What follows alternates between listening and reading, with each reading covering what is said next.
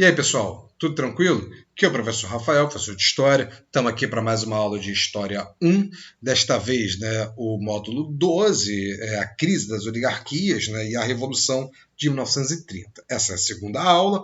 Num primeiro momento, a gente viu a crise de 29, que ela abalou economicamente o Brasil e como é que ela desarticula a tradicional aliança político-oligárquica. Agora a gente vai ver a ruptura. E para isso, vamos só relembrar o que a gente falou na última aula.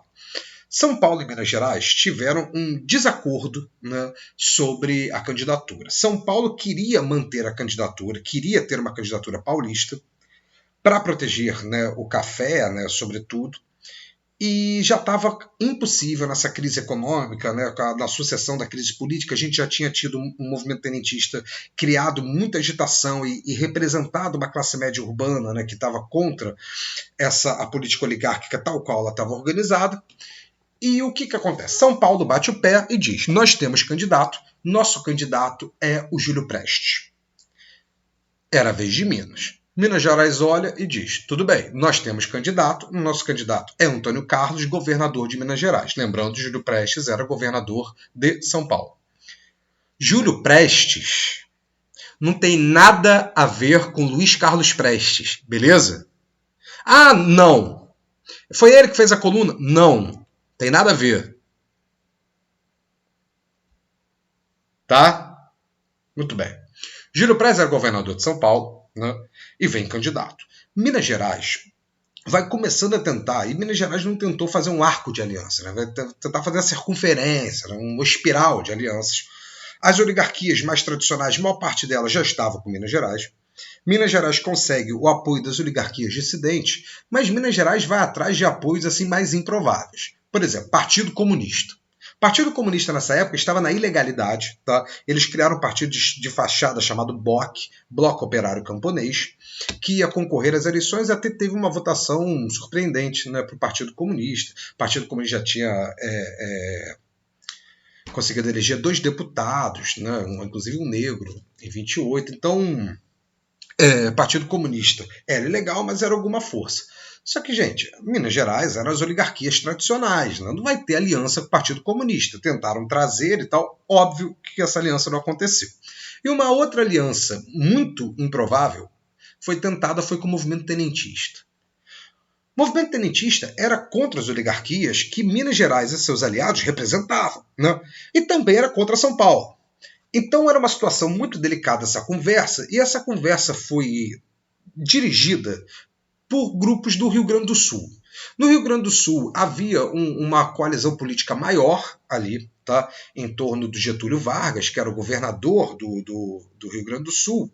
E, curiosamente, Getúlio Vargas, apesar de ter participado da política oligárquica, já tinha sido parlamentar, congressista por essa mesma, era governador, ninguém chega governador do Rio Grande do Sul na época das oligarquias, não tendo participação nesse sistema. No entanto, aconteceu uma coisa. Os setores que defendiam uma maior centralização de poder no Rio Grande do Sul eram os setores mais conservadores. E os setores que defendiam uma maior descentralização, um federalismo, que era como a Constituição de 1891 era, gostavam do federalismo, mas não esse desses coronéis. Então havia um clima melhor para se pensar numa aliança, e exatamente por isso, lá no Rio Grande do Sul, o movimento tenentista e as oligarquias se entendiam melhor. Então a gente vai ter o seguinte: olha, nós até apoiamos vocês, Minas Gerais, mas nós temos exigências a fazer. Qual? O candidato não pode ser Antônio Carlos. Antônio Carlos é um candidato de vocês. Ah, vocês querem então um de vocês? Vocês querem Miguel Costa? Não. Vamos colocar alguém que seja um oligarca, mas que a gente tenha algum nível de confiança. A gente indica o governador do Rio Grande do Sul, Getúlio Vargas. Minas Gerais, tá bom então. Getúlio Vargas na cabeça, Antônio Carlos de vice. Não. Quando você tem um presidente, o candidato A, que você não gosta tanto, e um vice que você ama, é perigoso. Acidentes acontecem, avião cai, infartos, é muito perigoso. Então, os tenentes vão olhar e falar: não, Getúlio Vargas é o candidato a presidente e a gente quer um nosso de vice. o João Pessoa, um militar, né, que participava do movimento tenentista, um crítico à República Oligárquica, e assim se formou essa chapa que ficou com o nome de Aliança Liberal. Né? Essa aliança, o programa político deles era uma espécie de refundação republicana. Né? Vamos refundar a República, moralizar as eleições, né? Modernizar o país. Era uma espécie de, olha, a República do jeito que veio não deu muito certo, então vamos aproveitar aquele de 29 e refundar. Era uma coisa nessa direção. Muito bem, vamos às eleições. Júlio Prestes de um lado, Getúlio Vargas do outro. Na Aliança Liberal, comandada por Getúlio Vargas e Júlio Prestes, do outro Getúlio Vargas e João Pessoa, perdão, e do outro lado São Paulo com Júlio Prestes. Essa eleição, né, não foi exatamente uma eleição, né, foi um concurso de fraude, né, uma Olimpíada de fraude, e Júlio Prestes fraudou melhor, venceu. Para quê? Estamos no seguinte momento. Júlio Prestes, governador de São Paulo, venceu as eleições, mas ainda não assumiu, ok? E o presidente ainda é o paulista Washington Luiz. São Paulo, em vez de entender, né, que nessa situação a coisa, ufa, quase perdemos, ganhamos, então, a gente vai ter uma certa caça às bruxas aqui, a quem participou da Aliança Liberal, uma perseguição, mudar militar de onde serve para não ficar onde conhecia os outros. Teve uma perseguição até frágil, né, como diria um cientista político florentino, né, das pequenas ofensas os homens se vingam, né, das grandes você se humilha. Que pequenas ofensas dá vontade de fazer vingança. E tava essa caça às bruxas até o momento em que o Júlio Prestes aparece morto. Assassinaram o Júlio Prestes.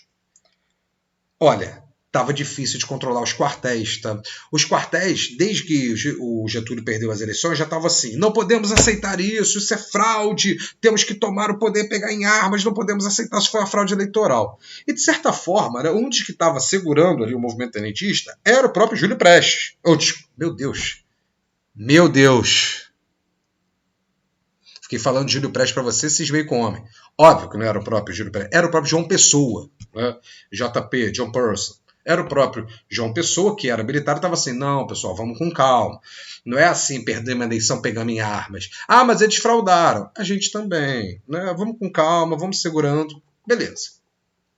E esse cara apareceu morto. É evidente que a conta do crime caiu em São Paulo. Hoje a gente sabe que foi um crime passional, né, com uma história bem curiosa, mas é algo que eu não vou entrar aqui agora, né? Mas vocês podem pesquisa aí, né? O crime passional de João Pessoa, vocês vão se divertir. Matou, e a conta do crime caiu em São Paulo. Óbvio, né? Os militares vão olhar e falar, olha, perseguição a gente aceita, assim, assassinato não. Aí você olha, os quartéis estão agitados, a cidade está agitada, Partido Comunista lançando candidato, né, com alguma força. Os sindicatos já lembrando de 1917, o campo gritando Luiz Carlos Prestes é o cavaleiro da esperança. A situação era explosiva, né? E os militares estão dizendo, a gente vai tomar o poder. E Getúlio Vargas falando, vamos junto. É nesse momento que Minas Gerais, na figura do Antônio Carlos, toma uma relevância grande. E aí? E vocês, oligarcas, vão partir para o movimento ou não? Temos uma frase famosa aqui, né? Façamos a revolução antes que o povo faça. Né?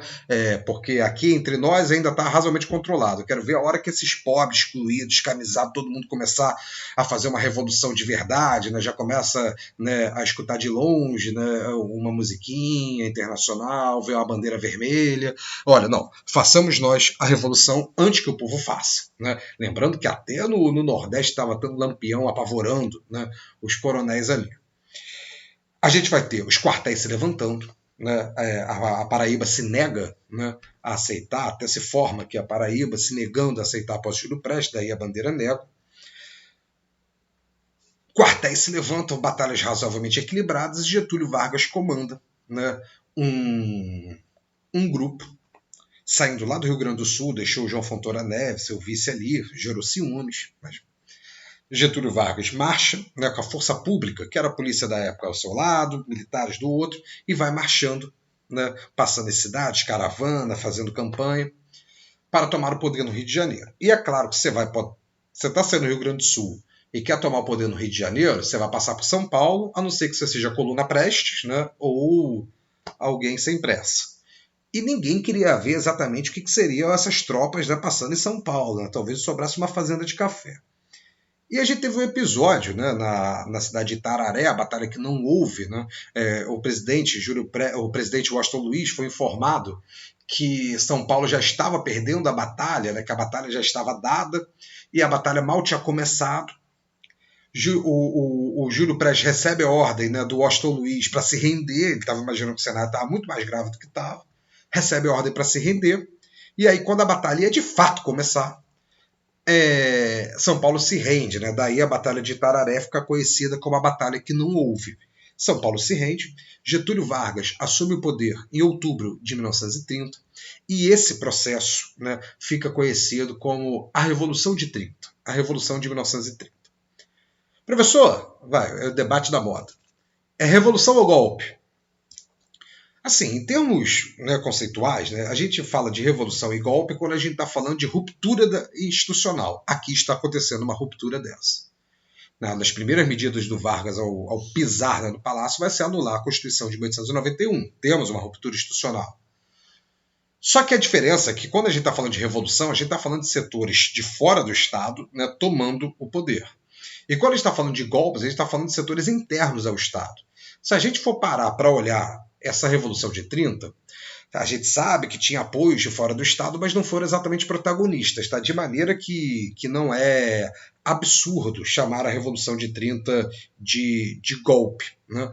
No entanto, é um golpe que envolveu muita gente, para considerar assim. Por isso que também não é estranho chamar de revolução, sobretudo se a gente der esse termo revolução, né, a possibilidade de mudar. Porque imagina você pega o povo, toma em armas e aí você não muda tudo. Vamos chamar de uma revolução, né, ou de um levante.